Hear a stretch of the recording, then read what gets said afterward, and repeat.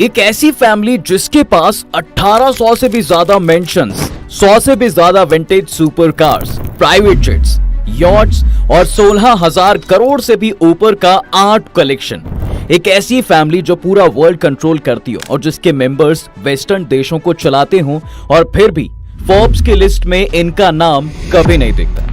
ये आज से नहीं बल्कि 200 सालों से दुनिया की अलग अलग इंडस्ट्रीज को चलाते आ रहे हैं और इनकी पूरी मार्केट में ऐसा कंट्रोल है कि कभी भी ये कुछ भी चेंज कर सकते हैं। इनकी फैमिली चाहे तो मार्केट को ऊपर ले जा सकती है या तो एकदम नीचे गिरा सकती है, मगर दुनिया में बहुत ही कम लोग हैं जो इस परिवार के बारे में जानते हैं, क्योंकि ना तो ये मीडिया में इतने दिखाई देते हैं और ना ही किसी को इनके बारे में कुछ इन्फॉर्मेशन दी जाती है। कौन है ये फैमिली, आखिर कितनी पावरफुल है ये और क्या है इसकी हकीकत, चलिए जानते हैं। रोथस्चाइल्ड एक जूइश फैमिली है जिसने सबसे पहले कैपिटलिज्म की दुनिया भर में शुरुआत की थी। ये चाहे तो वर्ल्ड बैंक को एक झटके में खरीद सकती है और 18वीं सेंचुरी के बाद दुनिया भर में जितने भी वॉर्स हुए इनमें इसी फैमिली का कहीं ना कहीं हाथ भी रहा है।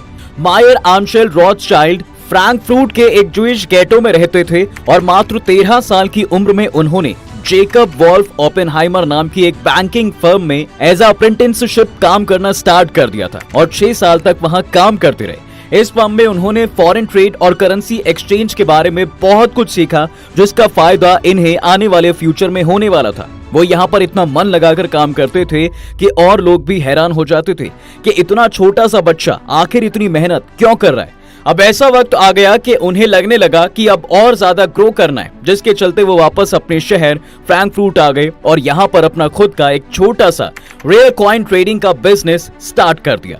देखते ही देखते उनको इस बिजनेस को ग्रो करने में 11 साल लग जाते हैं और 1774 आते आते उनका ये बिजनेस काफी ज्यादा उनको स्टैब्लिश कर देता है और उनका नाम काफी जगह शहर में फैल जाता है। मगर उनकी भूख यहाँ कहाँ रुकने वाली थी। सब कुछ मस्त चलते हुए भी अभी भी उनको लाइफ से कुछ और चाहिए था। इसके बाद उनके ही किसी करीबी ने उन्हें बताया कि आजकल लोगों को पैसे की काफी जरूरत पड़ती है और उतना वो कमा पाते नहीं, जिसके बदले वो कहीं से भी उधार पे पैसे लेने को मजबूर हो जाते हैं। तभी उनके दिमाग में ये आइडिया चला और जैसे कि उनके पास काफी सारा पैसा आ चुका था तो फिर उन्होंने भी उधार देना स्टार्ट किया, जिसको आज लोन के नाम से जाना जाता है और यहीं से उन्होंने बैंकिंग सिस्टम्स की शुरुआत की थी। अब उनका ये लोन देने वाला तरीका उनका मेन बिजनेस बनने लगा और यहाँ भी वो कुछ बड़ा करने की सोच रहे थे। यहाँ से शुरुआत होती है वर्ल्ड बैंकिंग सिस्टम की और 1790s में इसको पूरे यूरोप में फैलाने की उन्होंने ठान ली थी। इसके लिए उन्होंने अपने 5 बेटों को इस बिजनेस का हिस्सेदार बनाया और यूरोप के बड़े देशों में इन्हें भेजा गया। फ्रैंकफर्ट जर्मनी से स्टार्ट हुए इस बिजनेस को आमशेल रोथस्चाइल्ड और उनके बेटों ने इंटरनेशनल बैंक बना दिया। ये फैमिली लोन लेना, डिपॉजिट रखना और बॉन्ड्स जैसी सुविधा लोगों को दिया करते थे। मगर ये बिजनेस करना उतना आसान नहीं था, क्योंकि उस वक्त यूरोप में चल रहा था नेपोलियन पीरियड, जहां फ्रांस का एक राजा नेपोलियन पूरे यूरोप को कब्जाने में लगा था।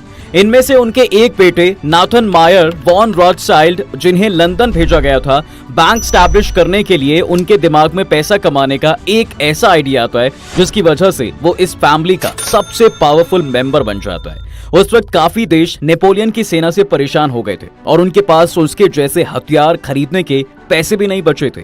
इस बीच ब्रिटेन, ऑस्ट्रिया, पर्शिया को मिलिट्री इक्विपमेंट्स खरीदने के लिए नेथन के बैंक ने उन्हें लोन दिए थे और क्योंकि वॉर के टाइम किसी भी कंट्री को फंडिंग मिलना मुश्किल हो रहा था तो नेथन ने इसका फायदा उठाया और इन कंट्रीज को ये लोन ज्यादा से ज्यादा इंटरेस्ट के साथ देने लग गया।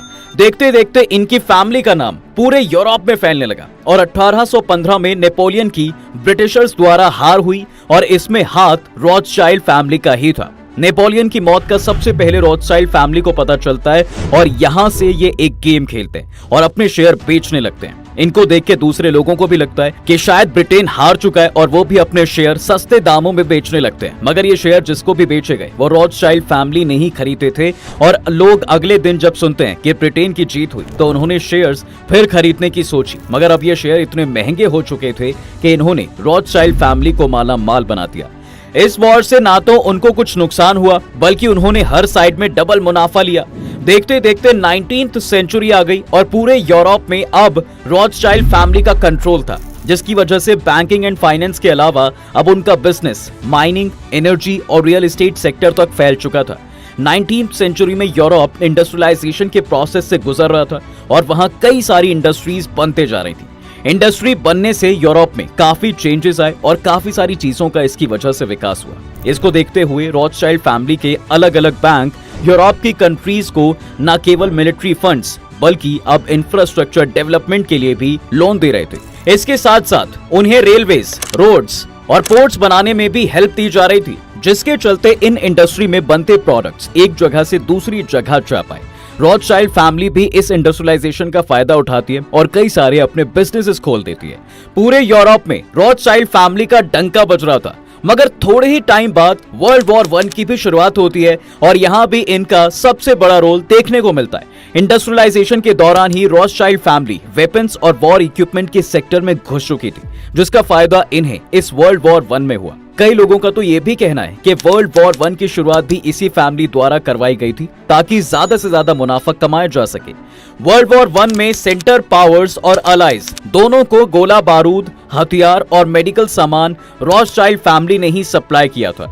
इस वॉर से हर जगह मातम और खाने की किल्लत दिखी, पर एक फैमिली सबसे ज्यादा खुश थी और अब उसने और ज्यादा पैसा बना लिया था। सेम ऐसे ही वर्ल्ड वॉर 2 जब स्टार्ट हुआ था, मगर उसको स्टार्ट करने में इस फैमिली का कोई हाथ नहीं था। फिर भी यहाँ भी इसको मुनाफा ही हुआ, क्योंकि अलाइज और एक्सिस पावर्स दोनों को फिर से इन्होंने ही वॉर लड़ने में हेल्प की और इनको फंडिंग दी गई इक्विपमेंट्स खरीदने के लिए। बस यही नहीं, बल्कि अमेरिका, जिसका इस वर्ल्ड वॉर की शुरुआत में किसी अलायंस के साथ इन्वॉल्वमेंट नहीं था, उसको रॉथस्चाइल्ड फैमिली वॉर में लेके आई जब इन्होंने जापान की मदद पर्ल हार्बर को अटैक करने में की थी। इन दोनों वर्ल्ड वॉर में चाहे जितना भी नुकसान किसी भी देश का हो, मगर रॉथस्चाइल्ड फैमिली के हाथों में पैसे ही पैसे थे। पोस्ट वॉर में चाहे हारे हुए देशों को कर्जा देना हो या जीते हुए देशों को डेवलपमेंट के लिए पैसा देना हो, रॉथस्चाइल्ड फैमिली हर वक्त सबसे आगे खड़ी मिलती थी। इसके साथ ही ब्रिटिश गवर्नमेंट को जरूरत पड़ने पर एक बड़ा लोन भी दिया और देखते देखते दुनिया के सबसे बड़े प्रोजेक्ट सुइस कैनाल के डेवलपमेंट में रॉथस्चाइल्ड फैमिली एक मेजर शेयर होल्डर बन गई थी, जिससे आज दुनिया भर का सबसे ज्यादा ट्रांसपोर्ट गुजरता है। मगर इस फैमिली का उस वक्त ही नहीं, आज भी बोलबाला चलता है और आज भी जनरेशन आफ्टर जनरेशन सब साथ में ही है। पर आप भी ये सोच रहे होंगे कि कैसे कोई फैमिली इतने सेंचुरी से दुनिया को रूल करती आ रही है। अगर इस फैमिली को ध्यान से समझे तो सबसे पहली जगह जहां से आज भी इनको पैसा आ रहा है वो है इनका सबसे पहला बिजनेस अपने बैंक्स को यूरोप में फैलाने का, जिसकी वजह से आज इन लोगों के पास इतनी पावर है कि पूरे यूरोप का बैंकिंग सिस्टम आज भी यही लोग कंट्रोल करते हैं। इसके बाद जो दूसरा रीजन इनकी वेल्थ का था वो था डाइवर्सिफिकेशन। 19th सेंचुरी में जैसे कि दुनिया तेजी से बदल रही थी, उस वक्त इस फैमिली ने इंडस्ट्रियल माइनिंग और ऑयल इंडस्ट्री में इन्वेस्ट करना शुरू कर दिया था। उस वक्त कई लोगों को लगा था कि ये फैमिली ऐसे ही कहीं भी इन्वेस्ट कर रही है, मगर आज के टाइम में ये पूरे वर्ल्ड में सबसे बड़ी इंडस्ट्रीज हैं और इसका रिटर्न इनको आज तक मिल रहा है। लेकिन इन दोनों के अलावा जो सबसे बड़ा फायदा आज इनको अपनी वेल्थ ग्रोथ में मिल रहा है वो है ब्यूरोक्रेट्स का इन्फ्लुएंशियल। अब जैसा कि अब तक आपको सबको पता ही चल गया कि रॉथस्चाइल्ड फैमिली गवर्नमेंट्स को काफी सारे फंड्स दिया करती थी, जिसकी वजह से उनका इस गवर्नमेंट में कंट्रोल भी बढ़ गया था। वैसे ही ब्रिटेन से अमेरिका को आजादी मिलने पर 1791 में the first bank of United states establish किया गया ताकि अमेरिका के फाइनेंसेस को कंट्रोल किया जा सके और इस बैंक को अगले 20 साल तक कोऑपरेट करने के लिए लीज पर दे दिया गया। जॉर्ज वॉशिंगटन के कैबिनेट में बैठे हुए फैमिली के एजेंट अलेक्जेंडर हैमिल्टन की वजह से नेथन मायर रॉथस्चाइल्ड वहां के मॉनेटरी सप्लाई को कंट्रोल करने लगे थे, मगर इसके कुछ सालों बाद ही इसकी पॉलिसी में अमेरिका कुछ चेंजेस करना चाहता था और नेथन रॉथस्चाइल्ड ये बिल्कुल नहीं चाहते थे और सीधा अमेरिका को धमकी दे दी। इसका परिणाम साहब ये हुआ कि 1812 में ब्रिटेन अमेरिका पे एक वॉर शुरू कर देता है और यहीं से लोगों को रॉथस्चाइल्ड का ब्रिटिश गवर्नमेंट पे कंट्रोल दिखाई देता है। बस यही नहीं, बल्कि साल 1825 में ब्राजील को पोर्तुगाल से आजादी दिलवाने के पीछे भी हाथ इस फैमिली का ही है। यहाँ तक कि इजराइल के फॉर्मेशन और डेवलपमेंट में एक बड़ा हाथ इस फैमिली का ही है। जब पैलेस्टाइन में सबसे पहले ज्यू सेटलमेंट बनाई गई थी, उसकी कंस्ट्रक्शन रॉथस्चाइल्ड फैमिली के मेंबर द्वारा ही की गई थी।